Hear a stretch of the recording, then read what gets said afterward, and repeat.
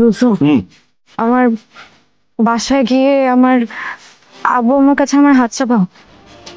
হ্যাঁ, কেন যাবো না?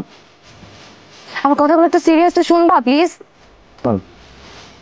আব্বু আম্মু বলছে আমার পোস্ট গ্রাজুয়েশন করতে অস্ট্রেলিয়া যাওয়ার আগে আমি যেন বিয়ে করে যাই। হোয়াট? তোদিন জানতাম স্বামী বিদেশ, এখন নাকি বউ বিদেশ। আব্বু আম্মু আমার জন্য ছেলে খুঁজতেছে, ওই জন্য এখন বিয়ে না করে আমাকে পোস্ট গ্রাজুয়েশন করতে দেবে না। আমি তোমার কথা বলছি। আমার কথা বলছো? আব্বু আম্মু রাজি হচ্ছে না, তোমার নাকি ফিউচার ভালো না, তোমার সাথে বিয়ে করলে নাকি আমি বাকিটা জীবন দুঃখে কষ্টে থাকবো। ঠিকই তো বলছো, আমার ক্যারিয়ারে তো শুধু ডাউন ফল, শেয়ার করে পারলাম বল। আব্বু আম্মুকে বলছি আমি যদি বিয়ে করি তোমাকেই করবো।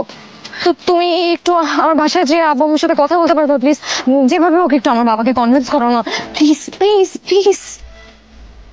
আমি এই মুহূর্তে তোমাকে বিয়ে করতে চাই না। দেখো, আমার নিজের লাইফের কোনো সিকিউরিটি নাই, আমি তোমার রেসপন্সিবিলিটি কিভাবে নিবো বলো? নিতে হবে না তোমার কোনো রেসপন্সিবিলিটি।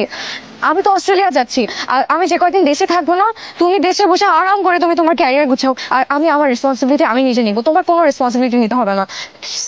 কষ্ট করতে রাজি আছে, কিন্তু আমি তোমাকে একটা মুহূর্তের জন্য কষ্ট দিতে রাজি নাই চিত্রা। তুমি বুঝতেছো না কেন আমার কথা?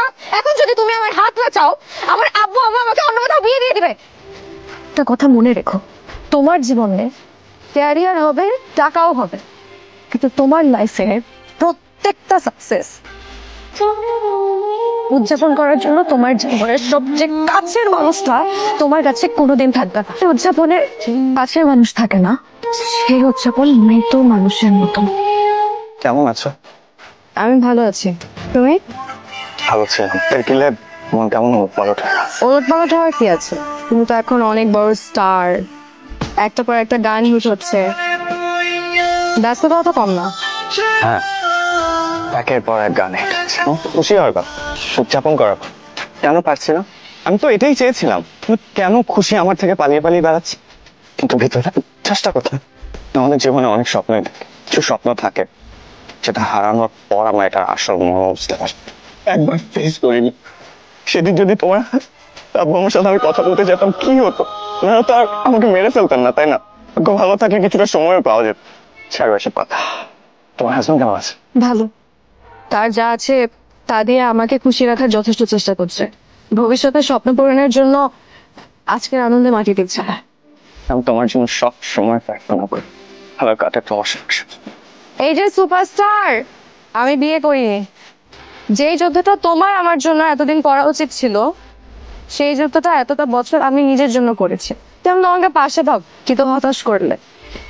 যত সময় গিয়েছে রিয়েলাইজ করেছি তুমি তো শুরুর থেকেই যুদ্ধে ছিলে, আমার পাশে না, আমার ভিতরে। সুপারস্টার, আমাকে পৃথিবীর সবচেয়ে ভাগ্যবান নারী হতে সাহায্য করবে। Will you marry me?